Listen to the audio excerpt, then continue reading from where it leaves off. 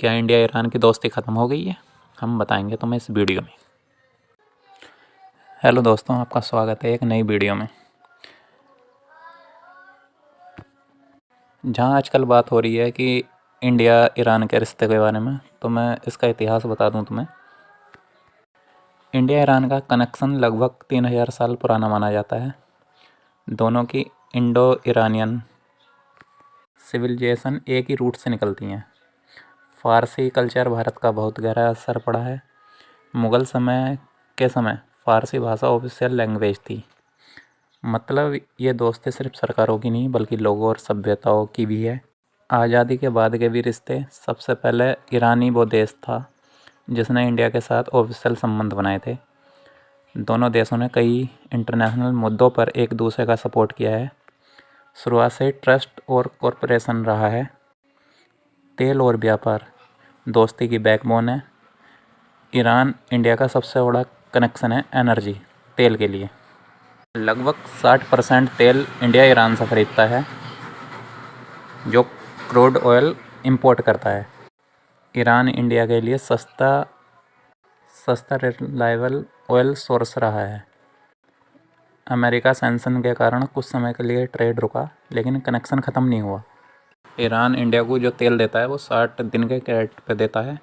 ये पहला देश है जो इंडिया से पैसे नहीं लेता बल्कि सामान ही खरीदता है, वो भी 60 दिन बाद।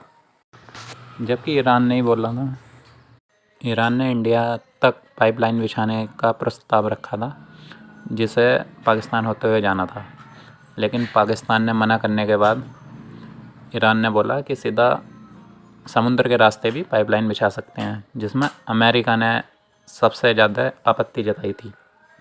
उसके बाद ईरान और इंडिया ने एक चाबहार पोर्ट, जो भारत के लिए बहुत इम्पोर्टेंट प्रोजेक्ट था, उसकी शुरुआत की।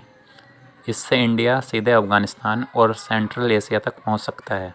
पाकिस्तान को बाईपास करने का ये सबसे बड़ा रास्ता था।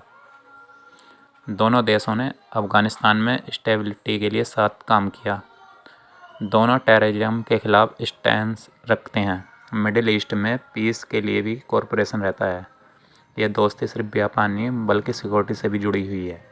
इंडिया का रिलेशन सिर्फ ईरान से ही नहीं है। इंडिया के अच्छे रिलेशन है यूनाइटेड स्टेट, इजराइल। प्रॉब्लम यह है यूएस ने ईरान पर सैंक्शन लगाए। इजराइल और ईरान एक दूसरे के विरोधी हैं, लेकिन उसके बाद भी इंडिया और ईरान के रिलेशन स्टेबल हैं।